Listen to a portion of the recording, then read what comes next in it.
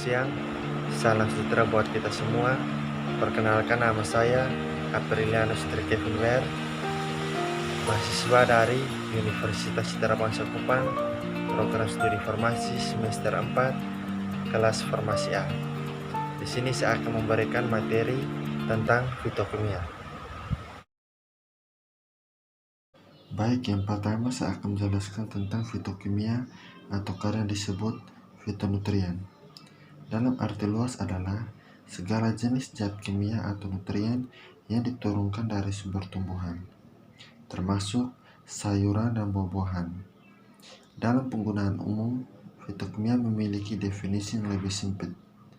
Fitokimia biasanya digunakan untuk merujuk pada senyawa yang ditemukan pada tumbuhan yang tidak dibutuhkan untuk fungsi normal tubuh, tapi memiliki efek yang menguntungkan bagi kesehatan atau memiliki peran aktif bagi pencegahan penyakit.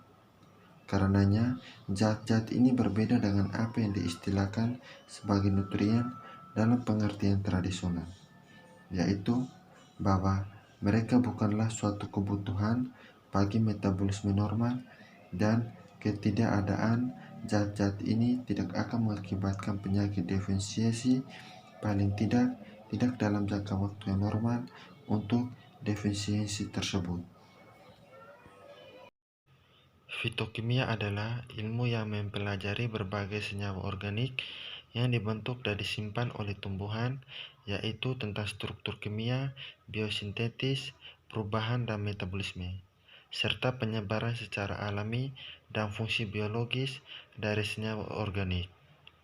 Fitokimia atau kadang disebut fitonutrien dalam arti luas adalah segala jenis zat kimia atau nutrien yang diturunkan dari sumber tumbuhan, termasuk sayuran dan buah-buahan. Baik, yang berikut yaitu sejarah dari fitokimia. Fitokimia berasal dari kata fitosemisal. Fito berarti tumbuhan atau tanaman, dan semisal sama dengan zat kimia berarti zat kimia yang terdapat pada tanaman. Senyawa fitokimia tidak termasuk ke dalam zat gizi karena bukan berupa karbohidrat, protein, lemak, vitamin, mineral, maupun air. Setiap tumbuhan atau tanaman mengandung sejenis zat yang disebut fitokimia, merupakan zat kimia alami yang terdapat di dalam tumbuhan dan dapat memberikan rasa, aroma, atau warna pada tumbuhan itu. Sampai saat ini, sudah sekitar 30.000 jenis fitokimia yang ditemukan dan sekitar 10.000 terkandung dalam makanan. Pada tahun-tahun terakhir ini, fitokimia atau kimia tumbuhan telah berkembang menjadi suatu ilmu tersendiri, berada di antara kimia organik, bahan alam, dan biokimia tumbuhan, serta berkaitan dengan keduanya bidang perhatiannya aneka ragam yang dibentuk oleh tumbuhan, yaitu mengenai struktur kimia, biosintesisnya, perubahan, serta metabolisme. Baik, yang berikut yaitu definisi dari bahan alam. Bahan alam sendiri dapat didefinisikan sebagai substansi kimia golongan metabolit sekunder yang dapat berupa senyawa tunggal maupun campuran beberapa senyawa dalam bentuk ekstrak atau sediaan kering yang berasal dari bagian tertentu atau keseluruhan tumbuhan suatu agen hayati, yaitu tumbuhan, mikroorganisme, ataupun hewan. Baik, yang berikut yaitu pengelompokan bahan alam.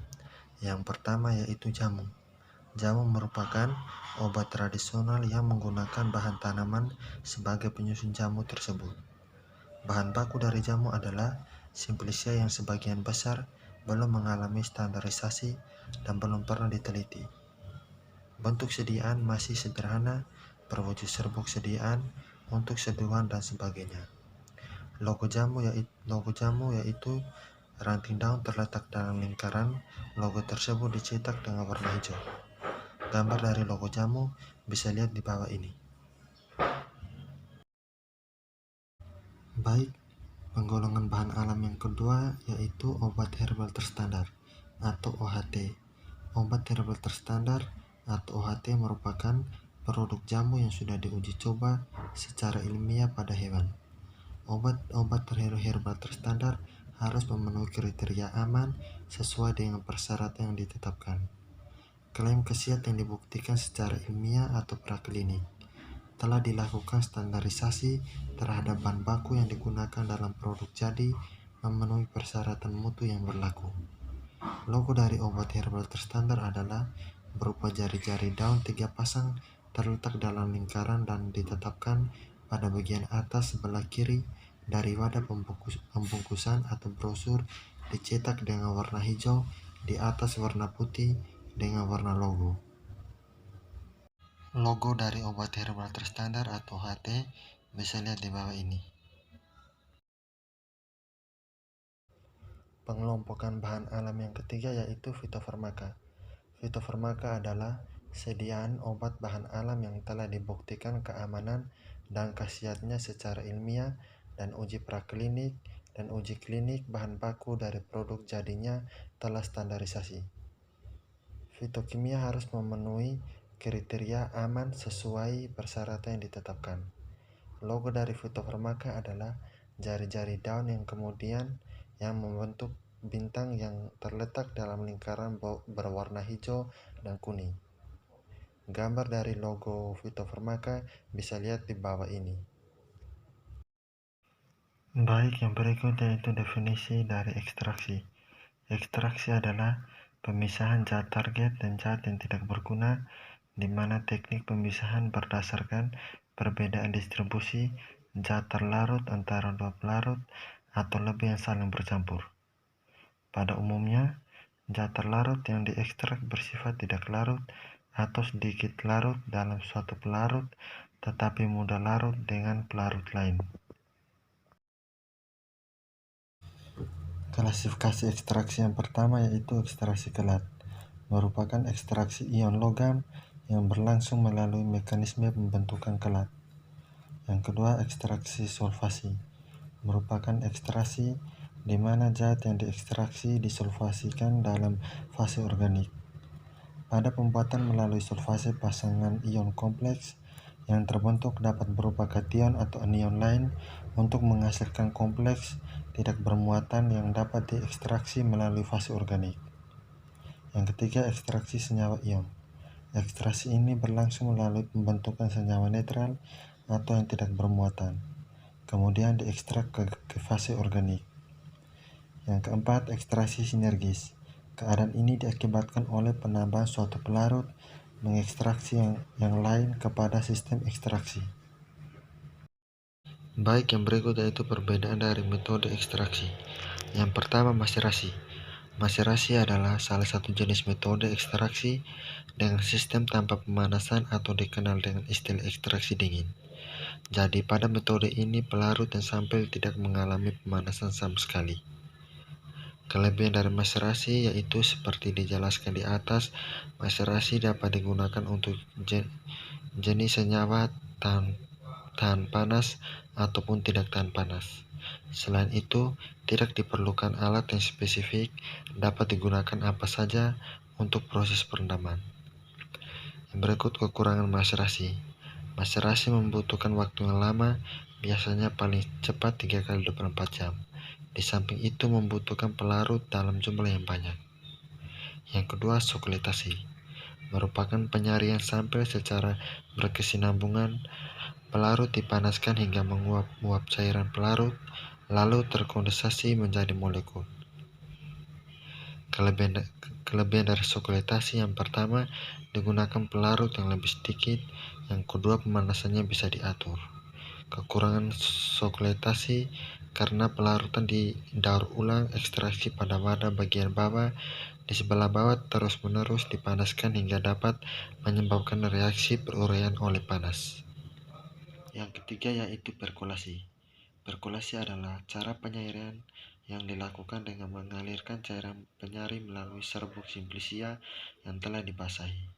Keuntungan dari perkulasi tidak memerlukan langkah tambahan yaitu sampel padat telah terpisah dari ekstrak. Kerugian dari perkulasi, kontak antara sampel padat tidak merata atau terbatas dibandingkan dengan metode reflux. dan pelarut menjadi dingin selama proses perkulasi sehingga tidak melarutkan komponen secara efisien. Yang keempat, refluksi. Prinsipnya penarikan komponen kimia yang dilakukan dengan cara sampel dimasukkan ke dalam lampu alas bulat bersama dengan cairan penyari lalu dipanaskan. Keuntungan dari refluksi digunakan untuk mengekstraksi sampel-sampel yang memiliki tekstur kasar. Kerugian dari refluksi butuh volume total pelarut yang besar dan sejumlah manipulasi operator. Baik, yang berikut perbedaan ekstraksi cair-cair dan cair-cair berkesinambungan. Pada ekstraksi cair-cair, bahan yang menjadi analitik berbentuk cair dengan pemisahannya menggunakan dua pelarut yang tidak saling bercampur, sehingga terjadi distribusi sampel di antara kedua pelarut tersebut. Pendistribusian sampel dalam kedua pelarut tersebut dapat ditentukan dengan perhitungan KD atau koefisien distribusi. Baik, sekian materi dari saya tentang fitokimia. Sebelum saya akhiri video ini, saya akan memberikan tips-tips untuk menghindari diri dari wabah virus corona ini. Pertama, kita harus memperkuat sistem imun tubuh kita untuk menangkal penularan virus ini. Yang kedua, kita harus mencuci tangan dengan menggunakan sabun dan air atau larutan disinfektan. Yang ketiga, hindari kontak fisik dengan siapapun untuk menghindari penularan virus corona ini. Yang keempat, harus menggunakan masker agar tubuh kita tetap sehat dan terhindari dari virus ini. Dan yang terakhir, ketika Anda batuk dan bersin, harus ditutupi dengan tisu atau lipatan tangan. Sehabis itu, tangan harus dicuci dengan sabun dan air atau larutan disinfektan. Sekian dari saya, semoga bermanfaat untuk kita semua. Terima kasih.